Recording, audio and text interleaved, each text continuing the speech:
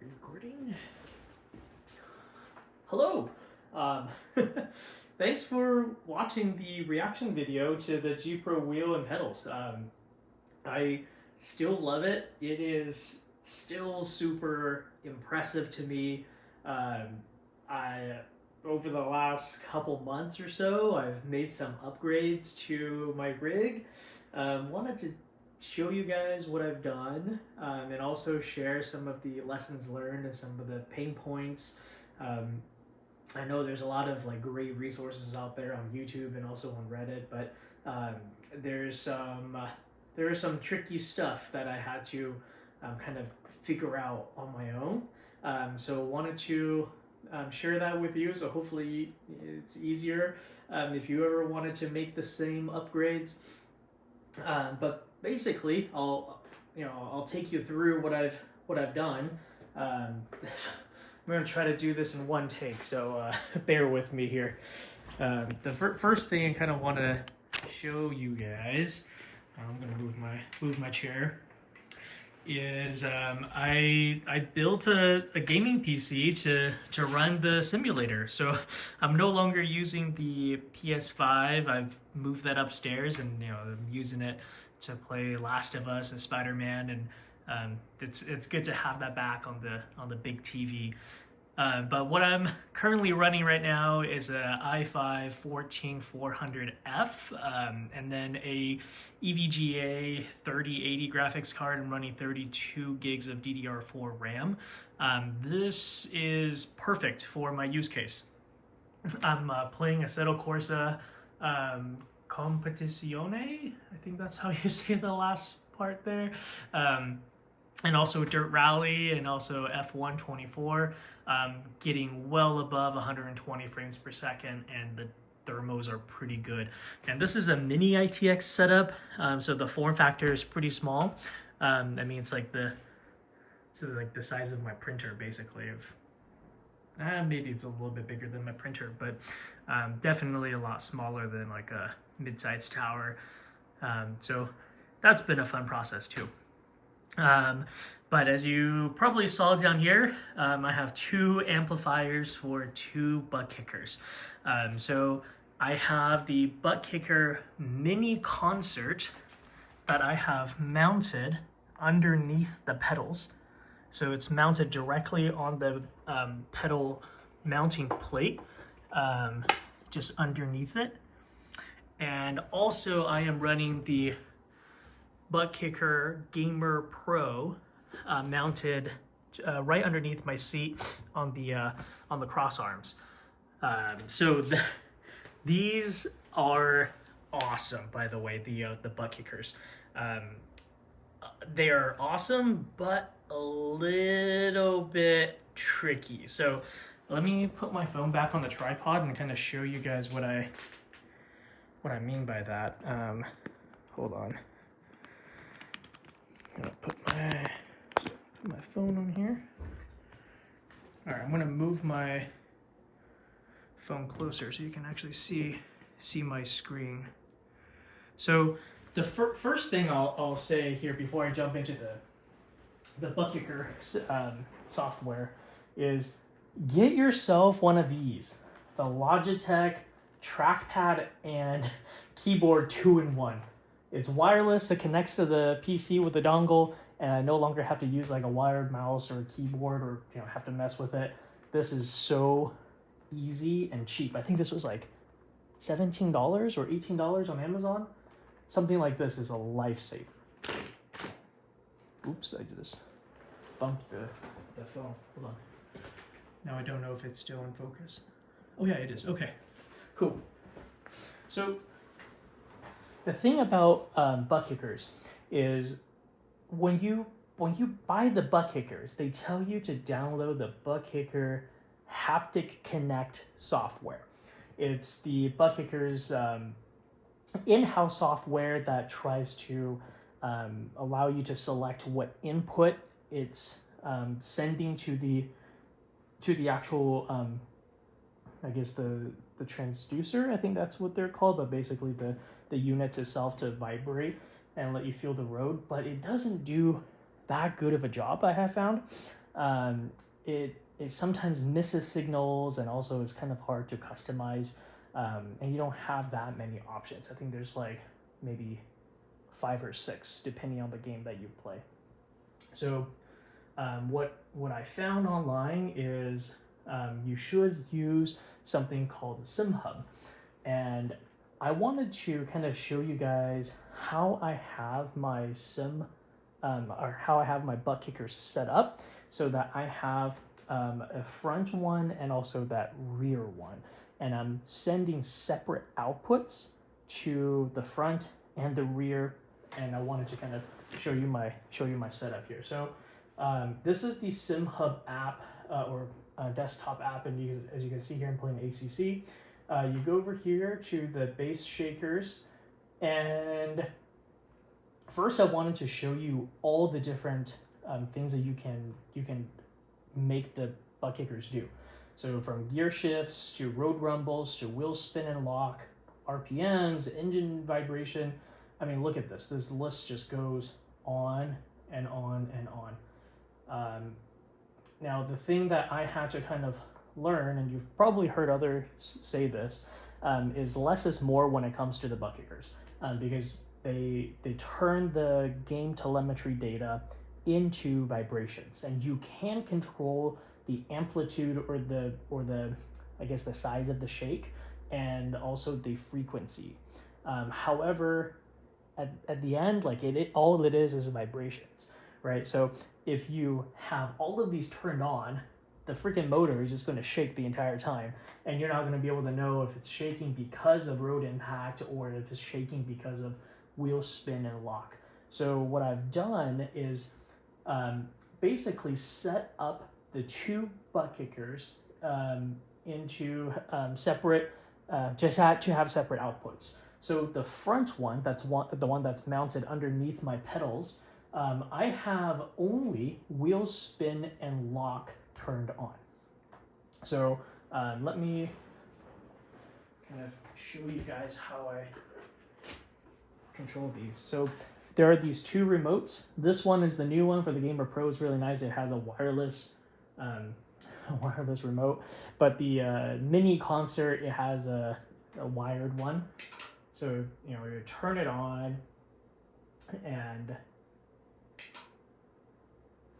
you can use the intensity buttons here.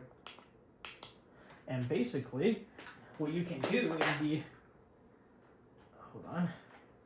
in the application here is test all of them. So let's go test.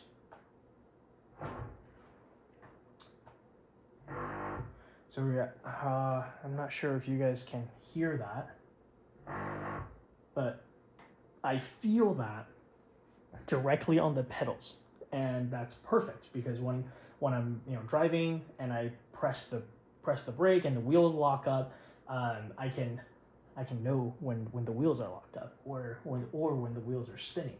And then the same with road rumbles. So when you hit the curbs, when you are on the grass, and I think you guys can hear that.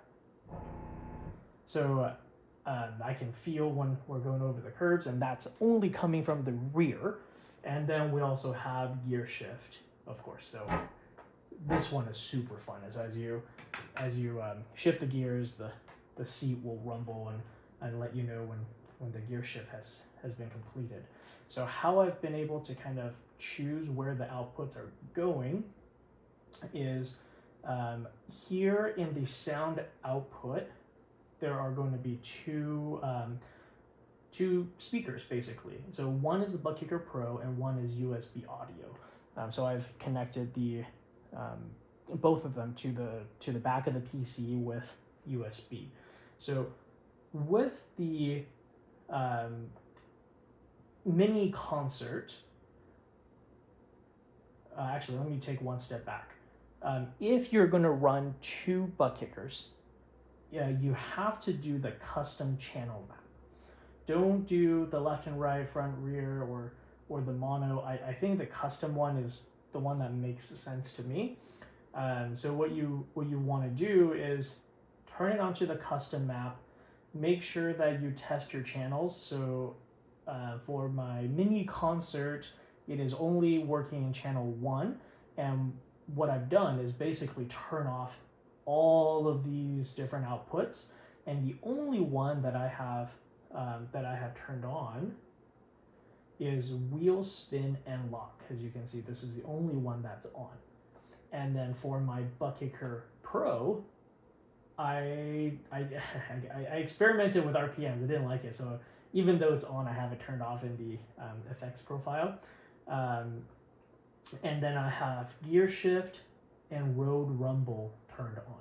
So because I can customize what outputs go to which Buttkicker, I've been able to customize the front just for wheel lock and spin, so I can feel that in the pedals, and then in the rear, gear shift and road rumble. So maybe I'll kind of show you guys this. I'm going to go to the dashboard. Let's go ahead and launch the game.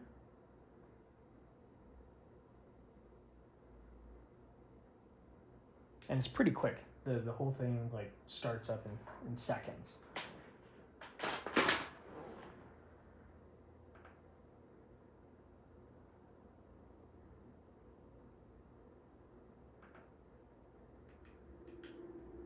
All right, yeah, that's fine. Let's go to Laguna Seca.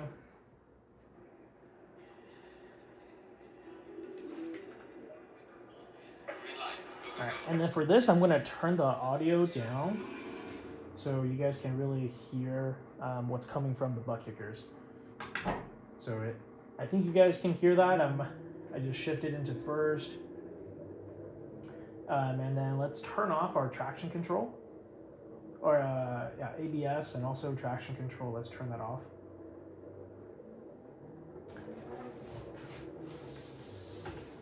Oh, hold on.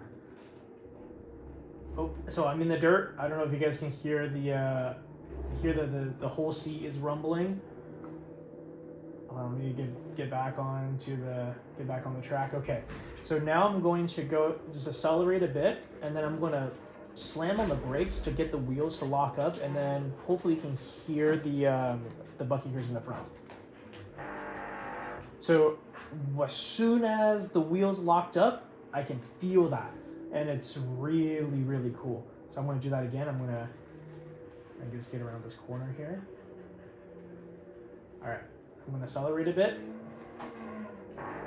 and then the wheels are locked up, and then you can hear that hopefully. So I mean, this is just so cool, and I can feel the gear shifts. And I don't know if you can hear that. I was on the curb and on the dirt, so the rear Buttkicker was going off. Overall, the Buttkickers have really improved the immersive feel of the rig, and honestly, at this point, I think this is as realistic as it can get without adding motion into it. So yeah, I hope this helped. I feel like one of the things I haven't really been able to find online is how to really use the sim hub with multiple Buttkickers and how to send different outputs. So here, let me go back to our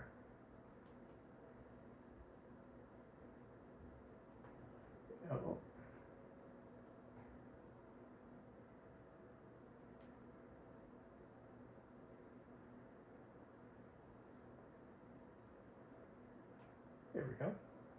Yeah, so just make sure that when you have your Buttkickers hooked up, that you're going through here, and your sound outputs, you're enabling both, and that you turn on what you want to go to the Buttkickers, and then in your effects profile, you can customize the specific frequency and also how intense you want the vibrations.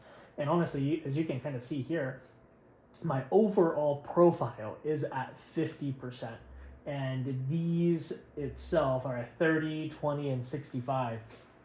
So there's a lot more range that the Buttkicker can do, and I'm not even really using. And then also, I'll show you here the actual volume, or like the intensity of the Buttkicker Pro is at 35. So it's, you know, it goes all the way up to, I think, 100, but it becomes too much. And one other thing is, as you guys install these Buttkickers, it's really important to put these rubber pads. So my entire rig is sitting on these rubber pads that I have mounted to the bottom.